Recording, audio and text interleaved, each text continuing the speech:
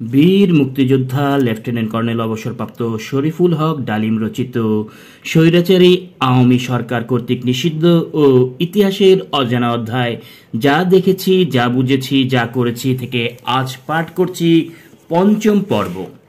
এহেন পরিস্থিতিতে 19 March general Yahya Khan পূর্ব পাকিস্তান থেকে ডেকে পাঠালেন জেনারেল মুজাফফর উদ্দিনকে।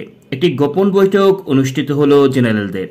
বৈঠকে chief of general staff general গুল হাসান সবার তরফ থেকে সেনাপ্রধান জেনারেল ইয়াহিয়ার কাছে প্রস্তাব রাখলেন, আমরা দেশের অবস্থা অবনতি আর সহ্য করব না। দেশের অখণ্ডতা আজ হুমকির সম্মুখীন। আইয়ুব প্রশাসন আজ সম্পূর্ণরূপে অকেজো। এই পরিস্থিতিতে আপনার নেতৃত্বে মার্শাল ল জারি করা ছাড়া দেশকে বাঁচানোর আর কোনো পথ নেই। আপনি যত সত্বর সম্ভব দেশের সর্বক্ষমতা গ্রহণ করুন। বৈঠকে সিদ্ধান্ত নেওয়া হয় 25 মার্চ দেশে সামরিক শাসন জারি করা হবে। গোপন এই বৈঠকের পর ইয়াহিয়া খান জেনারেল আইয়ুবকে পরিষ্কারভাবে জানিয়ে দেন, আমরা পরিস্থিতির অবনতি আর দেখতে চাই না। 25 মার্চের মধ্যে আপনার যা করণীয় করে ফেলুন। আইয়ুব খান পরিস্থিতির উন্নতির জন্য শেষ চেষ্টা স্বরূপ পূর্ব পাকিস্তান ও পশ্চিম পাকিস্তানের গভর্নর বদল করেন, কিন্তু তাতেও অবস্থার কোনো পরিবর্তন হলো না। 24 মার্চ জেনারেল রাও ফরমান আলী জেনারেল মুজাফফর উদ্দিনের সাথে রাওয়ালপিন্ডি গমন করেন। জেনারেল ইয়াহিয়া খানের সাথে জেনারেলদের মিটিং হলো। অনেক ফরমেশন কমান্ডাররা উপস্থিত ছিলেন এই গুরুত্বপূর্ণ মিটিংয়ে। মার্শাল ল প্রস্তাব নিয়ে আলাপ আলোচনার পর তারা সবাই মিলে প্রেসিডেন্ট হাউসে গেলেন। সেখানে প্রেসিডেন্ট আইয়ুব, আলতাফ, গহর এবং ফিদা হাসান অপেক্ষা করছিলেন। আলোচনার প্রথমেই প্রেসিডেন্ট দৃঢ়তার সাথে বলল, এখন দেখছি মার্শাল ল ছাড়া আর কোনো উপায় নেই। আলবত, ইয়াহিয়া খান বললেন। প্রেসিডেন্ট আইয়ুব ভেবেছিলেন তার নেতৃত্বে মার্শাল ল জারি হবে, কিন্তু ইয়াহিয়া খান দৃঢ়তার সাথে বললেন, মার্শাল ল সামরিক বাহিনীর লোকদের নেতৃত্ব হবে। একথা শুনে আইয়ুব খান বললেন, আপনার উদ্দেশ্য বুঝতে পেরেছি, ঠিক আছে, আমি পদত্যাগ করছি। আইয়ুব খানের বক্তৃতা রেকর্ড করা হলো। 24 মার্চ ইয়াহিয়া ভুট্টোর সাথে দেখা করে বললেন, আইয়ুব খান ব্যর্থ হয়েছে, আমি ক্ষমতা গ্রহণ করেছি, এখন তোমার মতামত কি? অত্যন্ত ধূর্ততার সাথে ভুট্টোর শর্ত সাপেক্ষে সমর্থন জানালেন। 25 মার্চ রাতে আইয়ুবের রেকর্ডকৃত বক্তৃতা জাতির উদ্দেশ্যে প্রচার করা হলো। আইয়ুব পদত্যাগের কথা ঘোষণা করলেন। সামরিক শাসন জারি হলো। জেনারেল ইয়াহিয়া হলেন সামরিক আইন প্রশাসক। শাসনতন্ত্র স্থগিত করার সামরিক ফরমান জারি হলো।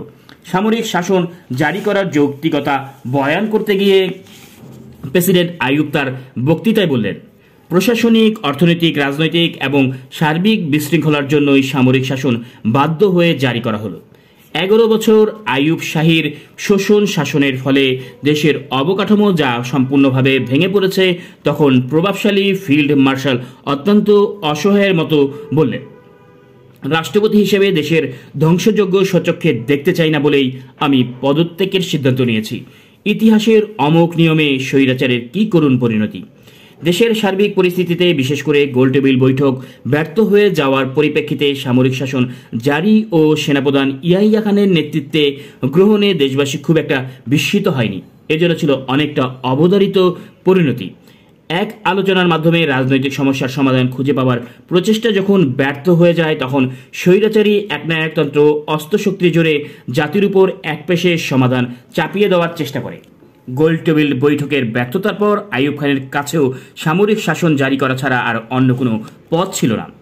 আইয়ুব বিরোধী প্রচণ্ড গণবিক্ষোভের মুখে আইয়ুব শাহীকে টিকিয়ে রেখে কিংবা আইয়ুব খানের নেতৃত্বে সামরিক শাসন জারি করে অবস্থাকে নিয়ন্ত্রণেও আনা ছিল অসম্ভব। তাই আইয়ুব খানকে সরিয়ে ইয়াহিয়া খানের নেতৃত্বে মার্শাল ল জারি করার সিদ্ধান্ত গ্রহণ করেন জেনারেলরা। অনেকে সে সময় বলতে শুনেছি, নেহায়েত অপারগ হয়েই নাকি জেনারেল ইয়াহিয়া খান ক্ষমতা গ্রহণ করতে বাধ্য হন। কিন্তু 1965 সালের পাক ভারত যুদ্ধের পর থেকে ঘটনাবলী এটাই প্রমাণ করে যে আইয়ুব খানের ব্যর্থতার পরিপ্রেক্ষিতে ক্রমবর্ধমান সার্বিক পরিস্থিতির অবনতির সাথে তাল মিলিয়ে জেনারেল ইয়াহিয়া খান ও ক্ষমতালিপ্সু জেনারেলরা ঠান্ডা মাথায় ক্ষমতা দখলের নীল নকশা তৈরি করতে চেয়েছিলেন পর্দার অন্তরালে অতি গোপনে। ইয়াহিয়া খানের ক্ষমতা দখলের উপাখ্যান কিছুটা আকস্মিক হলেও সাধারণভাবে রাজনৈতিক নেতৃবৃন্দ যেমন এতে বিস্মিত হলেন না, ঠিক তেমনি অসুখীও হলেন না। সদ্য প্রচারিত সামরিক আইনকে অনুমোদন না জানালেও নীরবে এই পরিবর্তনকে তারা যেন মেনেই নিলেন। ক্ষমতা দখলের 24 ঘন্টার মধ্যে জেনারেল ইয়াহিয়া খান জাতির প্রতি প্রদত্ত ভাষণে বললেন, আমি আপনাদের পরিষ্কারভাবে বলে দিতে চাই, আমার কোনো রাজনৈতিক অভিলাষ নেই। আমার একমাত্র প্রচেষ্টা হবে অতি সত্বর একটি শাসনতান্ত্রিক সরকার গঠন করে ব্যারাকে ফিরিয়ে যাওয়া। আমি দৃঢ়ভাবে বিশ্বাস করি গঠনমূলক রাজনৈতিক তৎপরতা এবং শান্তিপূর্ণ উপায়ে প্রাপ্ত বয়স্কদের ভোটাধিকার ভিত্তিক প্রত্যক্ষ নির্বাচনে নির্বাচিত গণপ্রতিনিধিদের কাছে ক্ষমতা হস্তান্তরের জন্য সুষ্ঠু, সৎ এবং পরিচ্ছন্ন কার্যকর প্রশাসন একটি পূর্বশর্ত। নির্বাচিত গণপ্রতিনিধি জাতিকে প্রদান করবেন একটি উপযুক্ত শাসনতন্ত্র এবং তাদের দায়িত্ব হবে সার্বিক রাজনৈতিক, অর্থনৈতিক ও সামাজিক সমস্যার সমাধান করা। যে সমস্ত সমস্যাবলী আজ জনমনে উদ্বেগের সৃষ্টি করেছে সেগুলোর সমাধানও তাদেরই বের করতে হবে। ইয়াহিয়া খানের এ ভাষণের পর হঠাৎ করে আন্দোলন, স্ট্রাইক সব বন্ধ হয়ে গেল। ছাত্র ও শিক্ষকগণ সব আন্দোলন পরিহার করে আপন আপন কাজে যোগদান করলেন। এভাবেই অখণ্ড পাকিস্তানের রাজনৈতিক পটে বেশ শেষ অধ্যায়ের সূচনা হলো। তৃতীয় বিশ্বযুদ্ধের অন্যান্য দেশে ক্ষমতা দখলকারী সামরিক সরকার প্রধানদের বক্তব্যের মতো ইয়াহিয়া খানের গণতন্ত্র পুনঃপ্রতিষ্ঠার ঘোষণাকে রাজনৈতিক পর্যবেক্ষকগণ নেতিবাচক দৃষ্টিকোণ থেকেই দেখলেন। ইয়াহিয়া শাসন প্রক্রিয়াকে আইয়ুব ছাড়া আইয়ুবী শাসন বলেও অভিহিত করলেন অনেকে। প্রথমে ক্ষমতা দখলকারী জেনারেলরা আইয়ুবী কায়দায় দেশ শাসন করার চেষ্টা করেন। তাদের মধ্যে রাজনৈতিক প্রজ্ঞা ও দূরদর্শিতার যথেষ্ট অভাব ছিল। তাই তারা সার্বিক পরিস্থিতির জটিলতা এবং দীর্ঘদিন আইয়ুব বিরোধী আন্দোলনের মধ্যে গড়ে ওঠা জনগণের চাহিদার মূল্যায়ন করতে ব্যর্থ হন। তারা ভেবেছিলেন প্রশাসনিক কাঠামোতে রদবদল করে প্রশাসন যন্ত্রকে কার্যক্ষম করে ভোলটাই মূল সমস্যা। পূর্ব পাকিস্তানের স্বাধিকারের প্রশ্নসহ অন্যান্য রাজনৈতিক দাবিগুলো নিয়ে রাজনৈতিক নেতৃবৃন্দের সাথে আলোচনার মাধ্যমে অতি সহজেই সব সমস্যার সমাধান করতে পারবেন বলে তারা মনে করেন। আইয়ুব আমলে শাসন ক্ষমতা কেন্দ্রীভূত ছিল মুষ্টিমেয় সামরিক ও বেসামরিক আমলার হাতে। আইয়ুবীয় শাসনের শেষার্ধে প্রেসিডেন্ট জেনারেলদের চেয়েও বেসামরিক আমলাদের উপর বিশেষভাবে নির্ভরশীল হয়ে ওঠেন। তার পতনের জন্য এই নির্ভরশীলতা ও অনেকটা দায়ী। তাই ক্ষমতায় এসে জেনারেলরা বেসামরিক আমলাদের ব্যাপারে বিশেষ সতর্কতা অবলম্বন করেন। জেনারেল SGM পীরজাদা নিয়োজিত হলেন ইয়াহিয়া খানের মুখ্য স্টাফ অফিসার হিসাবে। তার অধীনে নিয়োগ করা হলো ব্রিগেডিয়ার রহিম মার্শাল অ্যাফেয়ার্স ইনচার্জ এবং ব্রিগেডিয়ার করিম বাঙালি বেসামরিক বিষয়াদির ইনচার্জ। পরবর্তী পর্যায়ে দুজনকেই মেজর জেনারেল পদে উন্নীত হন। তারা দুজনেই সুপার সচিব হিসেবে সমস্ত মন্ত্রণালয়ের সচিবদের উপর কর্তৃত্ব বজায় রাখেন।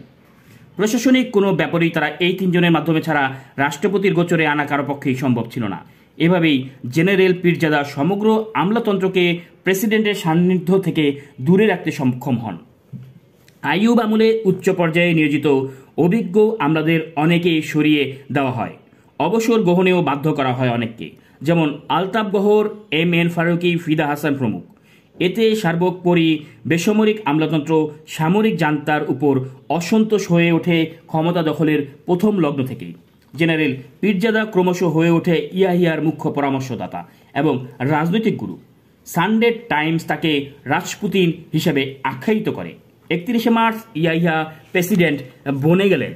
যুক্তি হিসেবে বলা হয়, নতুন সরকারকে বিদেশি রাষ্ট্রসমূহের স্বীকৃতি দানে কূটনৈতিক জটিলতা দূরীভূত করার জন্য জেনারেল ইয়াহিয়া খানকে প্রেসিডেন্ট হতে হয়েছে। প্রেসিডেন্ট হয়েও তিনি সামরিক বাহিনীর প্রধান রূপে বলবৎ থাকেন।